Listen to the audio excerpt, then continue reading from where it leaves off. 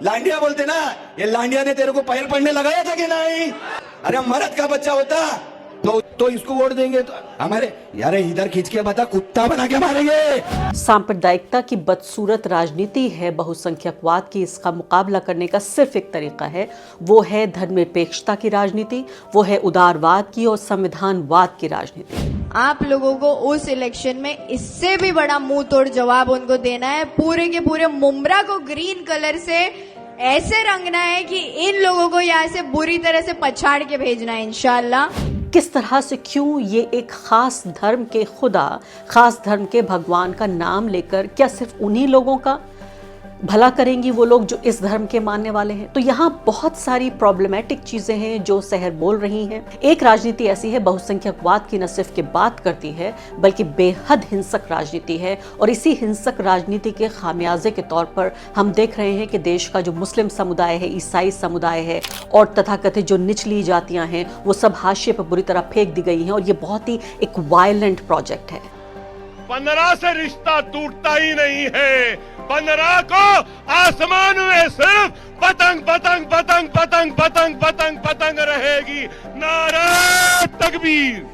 एक छोटा चुनाव जीतकर उसमें विवादित बयान दिलवाकर किस तरह से बीजेपी को सीधे तौर पर मैं फायदा होते हुए देख रही हूं। ओवैसी साहब ये भी कहते हैं कि बीजेपी की राजनीति को वो काउंटर कर रहे हैं, तो मुझे बताएं जरा कौन सी ऐसी बीजेपी की सीट थी जिसको बीजेपी हार गई और ओवैसी साहब जीत गए?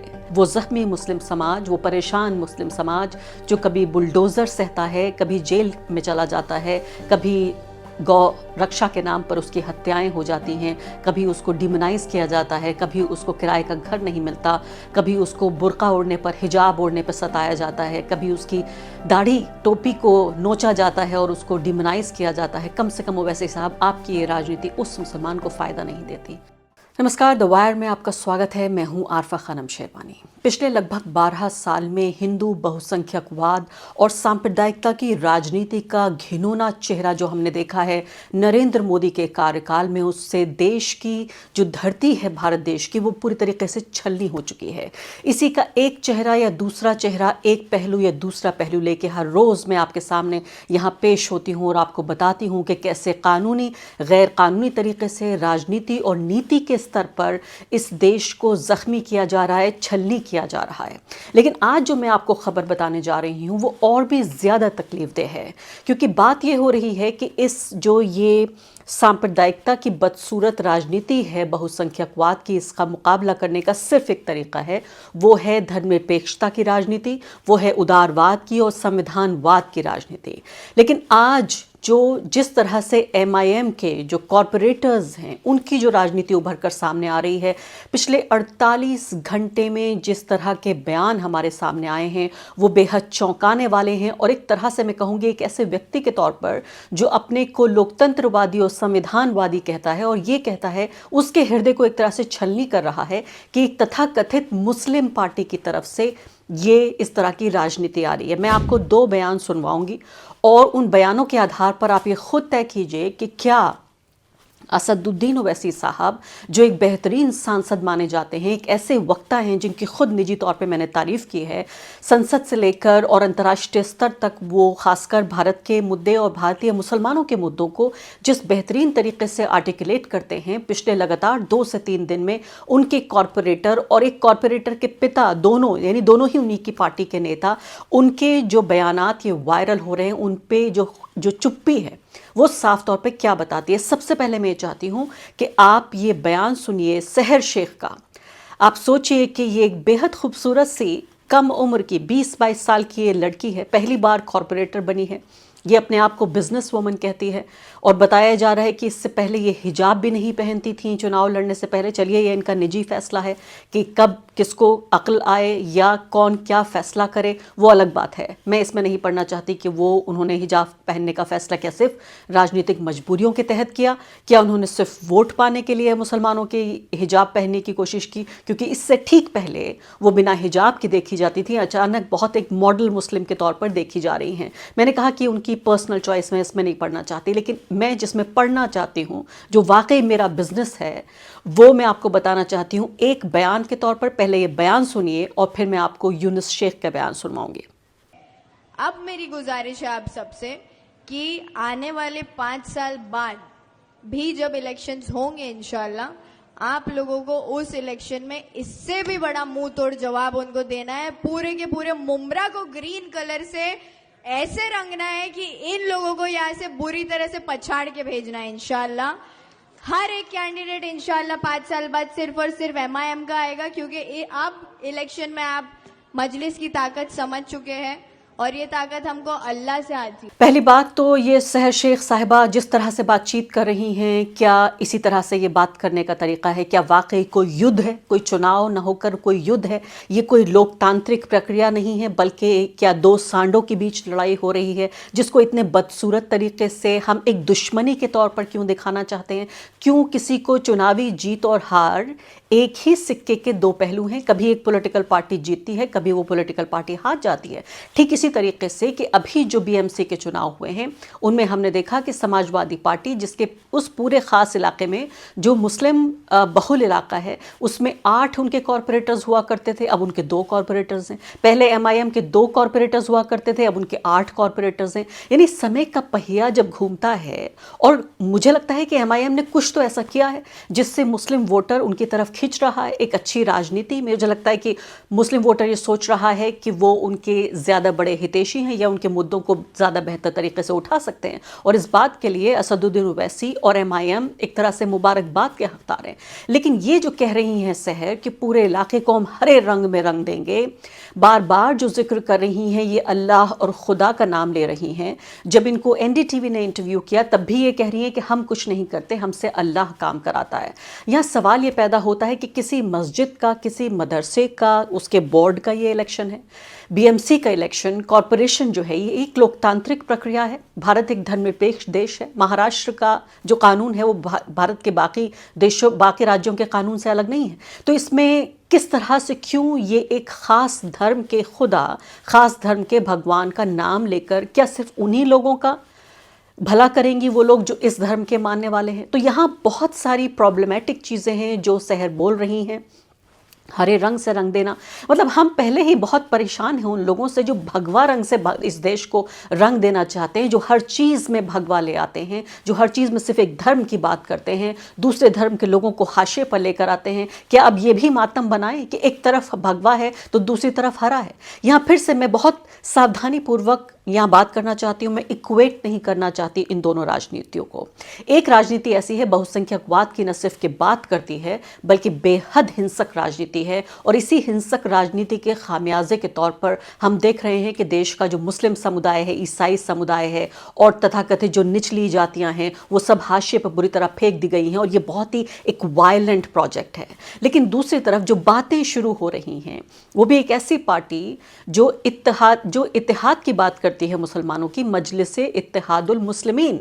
2020 यानी करीब 100 साल पहले ये पार्टी हैदराबाद में बनी, जो मुसलमानों के हित की बात करती है और मुसलमानों की यूनिटी की बात करती है। लेकिन जो असदुद्दीन ओवैसी हैं, जब भी हमने सुना उनको बात करते हुए, उनकी पॉलिटिक्स बड़ी एक रोशन ख्याल पॉलिटिक्स, एक बहुत ब्राइट आइडियाज़ के बारे में बात करते हैं। वो कहते हैं कि मुसलमानों के नाम पे ज़रूर ये पार्टी बनी है, लेकिन हम दलितों को साथ लेके चलेंगे। और साथ साथ ये भी आपको बताती चलूँ कि इन 8 लोगों में अच्छी बात यह है, शानदार बात यह है कि एक दलित भी कॉरपोरेटर चुने गए हैं MIM के ही टिकट पर। तो जहां एक तरफ हम ये देख रहे हैं कि इस तरह से दलितों को टिकट भी देते हैं, वो तथाकथित निचली जातियों को टिकट भी देते हैं, मुसलमानों को बड़ी तादाद में टिकट देते हैं, तो माना जा रहा था कि एक बेहतर पॉलिटिक्स का एक तरह से प्रॉमिस या एक तरह से वादा है। मैं शुरू से यही कह रहा हूं कि मैं मुसलमानों का नेता नहीं हूं, ना मैं कोई बनना चाह रहा हूं। एक तरफ आप ये देख रहे हैं सहर कह रही है पूरे रंग हरे रंग में रंगना चाहते हैं, बाद में उनसे पूछा गया तो सफाई देने लगी कि उनकी पार्टी के झंडे का जो रंग है वो हरा है, इसलिए वो हरी की बात कर रही हैं। लेकिन दूसरे जो यूनिस शेख है, मैं उनकी बहुत ही जहरीली और बहुत, मैं कहूँगी इतनी बिटर, इतने कटु शब्दों में वो बातचीत कर रहे हैं कि ये भाषण सुनना मेरे लिए तो बहुत मुश्किल हुआ। आप भी सुन लीजिए। लांडिया बोलते ना, ये लांडिया ने तेरे को पहल पढ़ने लगाया था कि नहीं? लगाया था कि नहीं? उसकी दुश्मनी निकाला। अरे मर्द का बच्चा होता तो इसको वोट देंगे तो हमारे यार इधर खींच के बता, कुत्ता बना के मारेंगे। समझा? ये दरामद काम की बात बताना। बोलता है मैं टिकट नहीं दे सकता हूँ, मेरे पास निधि नहीं है, तो क्या ताली बजाने के लिए आया इधर? हाँ, ताली बजाने के लिए आया। आप देख रहे हैं कितना सड़क छाप गली के जो लुच्चे लफंगे उनकी जो भाषा होती है वो इस व्यक्ति की भाषा है। ये शहर के पिता भी हैं और ख़ुद करीब पिछले 2-3 दशकों से नेता रहे एनसीपी के, इससे पहले कि वो एमआईएम में शिफ्ट हुए। जितेंद्र औहाद का जिक्र कर रहे हैं, पार्टी के बड़े नेता हैं वो, कि इन्होंने इनको टिकट नहीं दिया और अब इसके बावजूद भी ये चुनाव जीत गए। एमआईएम के टिकट पर एनसीपी से नहीं मिला तो सवाल ये पैदा होता है कि अगर इनको एमआईएम टिकट नहीं देती और एनसीपी के टिकट पर जीत जाते तो क्या ओवैसी साहब के बारे में ये ऐसे ही बात करते? क्योंकि जिस व्यक्ति की जो भाषा है, उसके बोलने का जो तरीका है, वो तो जाहिर है वो इसी तरह से बातचीत करेगा। बेहद घटिया, बहुत सड़क छाप, एक लुच्चे लुफंगे वाली ये जो भाषा है, जिसमें एक व्यक्ति को आप एक जानवर से इक्वेट कर रहे हैं। आप कह रहे हैं कि मुमरा में घुसने नहीं देंगे। आप सोचिए कि मैं कहती हूँ कि इस पे हंसा जाए, रोया जाए या मातम किया जाए। एक तरफ हिंदू बहुसंख्यकवाद का बदसूरत चेहरा और दूसरी तरफ उसी से मुकाबला करता हुआ मुस्लिम बहुसंख्यकवाद, मुस्लिम अतिवाद की राजनीति। बहुत लोग खुश हो रहे थे कि बहुत अच्छी तरक्की हो रही है, प्रगति मिल रही है ओवैसी साहब को और उनकी पार्टी एमआईएम को। बिहार में देखा उनका बेहतरीन प्रदर्शन रहा। अब हम देख रहे हैं बीएमसी के चुनाव में उनका बहुत शानदार प्रदर्शन रहा। वो खुद बड़े अच्छे एक सांसद माने जाते हैं। लेकिन 2-3 दिन गुजर जाने के बावजूद भी और ये बयान पूरी तरह से वायरल होने के बावजूद भी आखिर क्यों बुरी तरीके से खामोश हैं? क्यों होठों पे पूरे तरीके से एक ताला लगाया हुआ है ओवैसी साहब ने, अगर उन्हें इस राजनीति से समस्या है जो सहर शेख और यूनुस शेख कर रहे हैं? तो यहाँ सीधे तौर पर सवाल ये पैदा होता है कि ये पूरी पॉलिटिक्स, एक आर्ग्यूमेंट ये भी है कि क्या बीजेपी को पूरे तरीके से फ़ायदा नहीं पहुंचा रही है? और अगर आप चाहते हैं तो कमेंट सेक्शन में मुझे कन्विंस कीजिए और मुझे बताइए कि मैं गलत हूँ। मुझे बताइए कि मैं गलत हूँ कि क्या ये पॉलिटिक्स बीजेपी को सीधे तौर पर मैं कहूंगी कि हवा नहीं देती, उसकी जो बदसूरत राजनीति है। एक तरफ आप सिर्फ एक छोटा कॉरपोरेशन का चुनाव जीत रहे हैं, दूसरी तरफ बड़े बड़े चुनाव में, चाहे वो वेस्ट बंगाल का चुनाव हो या आने वाले और असम का चुनाव हो, आप यकीन के साथ मैं आपको बता सकती हूँ ये बयान बाकायदा साजिश के तौर पर, साजिशन ये बयान वायरल कराए जा रहे हैं। वरना एक कॉरपोरेटर की इतनी बड़ी हैसियत कि बाकायदा राष्ट्रीय चैनलों पर जगह दी जा रही है, एक्सक्लूसिव इंटरव्यूज कराए जा रहे हैं ताकि ज़्यादा से ज़्यादा और प्रॉब्लमेटिक और विवादित बयान आगे रख सके, उनको दिखाया जा सके और जो हिंदू वोटर है उसे बहलाया फुसलाया बहकाया जा सके, उसको गुस्सा दिलाया जा सके कि देखिए इस तरह के लोग ना चुने जाएं, इसलिए आपको बीजेपी की ज़रूरत है। पूरा इलाका हरा ना रंगा जाए, इसलिए आपको भगवा राजनीति की ज़रूरत है। मुमरा को दूसरे लोगों के लिए बंद कर दिया जाएगा, मुमरा घुसने नहीं दिया जाएगा, इसलिए आपको भाजपा की ज़रूरत है। तो एक छोटा चुनाव जीत कर उसमें विवादित बयान दिलवाकर किस तरह से बीजेपी को सीधे तौर पर मैं फ़ायदा होते हुए देख रही हूँ। और ये बयान व्हाट्सएप ग्रुप्स पर पूरी तरीके से वायरल हो चुके हैं। फेसबुक का जो एल्गोरिदम है उन्हें पूरी तरीके से करोड़ों लोगों तक ये बयान पहुँच चुके हैं। टीवी चैनलों पे ये इंटरव्यू छा चुका है।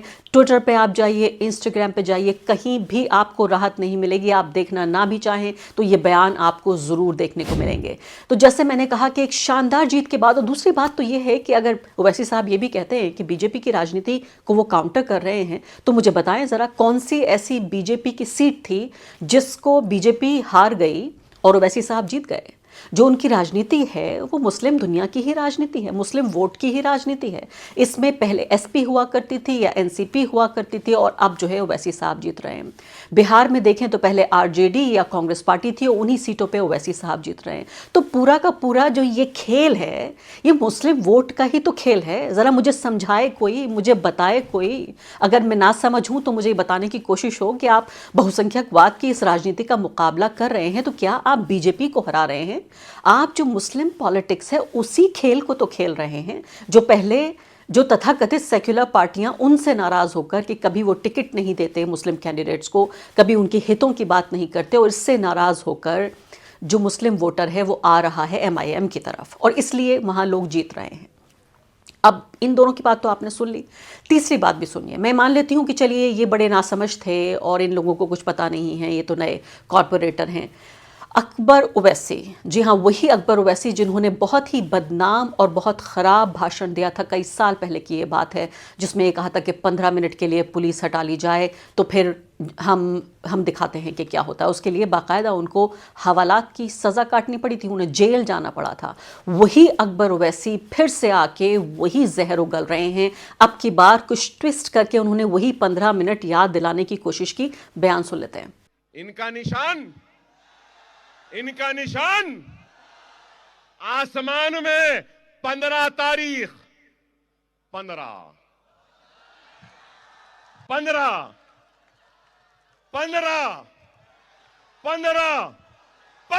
तारीख 15 से रिश्ता टूटता ही नहीं है।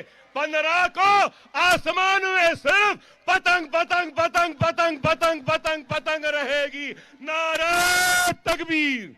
तो क्यों कह रहे हैं ये 15 मिनट की वही याद दिलाना चाहते हैं, और वहाँ पर जो एक तरह की पागल बौखलाई भीड़ है वो उनके साथ नारेबाजी कर रही है, वो नाराए तकबीर अल्लाहु अकबर कह रहे हैं। क्यों इस पाक नारे को वो अपनी राजनीति के लिए, वोट की राजनीति के लिए क्यों इस्तेमाल कर रहे हैं? क्या वो मस्जिद में खड़े थे?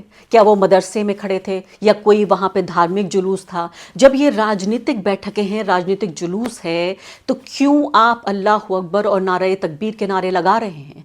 क्यों आप इस तरह की बातें करते हैं जिससे हवा मिलती है दूसरी तरह की पॉलिटिक्स को? मैं इस साफ तौर पर ये पूरी जिम्मेदारी मैं असदुद्दीन ओवैसी साहब के कंधों पर डालना चाहती हूँ। चाहे उनके भाई इस तरह की राजनीति कर रहे हैं या उनके कॉरपोरेटर्स इस तरह के जहरीले बयान दे रहे हैं, सीधे तौर पर जो फ़ायदा हो रहा है, मैं कहती हूँ कि ये भगवा जहरीली जो राजनीति है, सिर्फ उसी को पूरे तरीके से ये फ़ायदा हो रहा है। और कम से कम मैं ये बात दावे के साथ कह सकती हूँ कि मुस्लिम समाज को, वो ज़ख्मी मुस्लिम समाज, वो परेशान मुस्लिम समाज जो कभी बुलडोज़र सहता है, कभी जेल में चला जाता है, कभी गौ रक्षा के नाम पर उसकी हत्याएं हो जाती हैं, कभी उसको डिमोनाइज़ किया जाता है, कभी उसको किराए का घर नहीं मिलता, कभी उसको बुर्का ओढ़ने पर, हिजाब ओढ़ने पर सताया जाता है, कभी उसकी दाढ़ी टोपी को नोचा जाता है और उसको डिमोनाइज़ किया जाता है। कम से कम ओवैसी साहब, आपकी ये राजनीति उस मुसलमान को फ़ायदा नहीं देती। ये बात मैं पूरे दावे के साथ कह सकती हूँ। बाकी आप समझदार हैं, आप अच्छी तरह जानते हैं। द वायर के और वीडियोस देखने के लिए सब्सक्राइब करें और बेल आइकन पर क्लिक करें।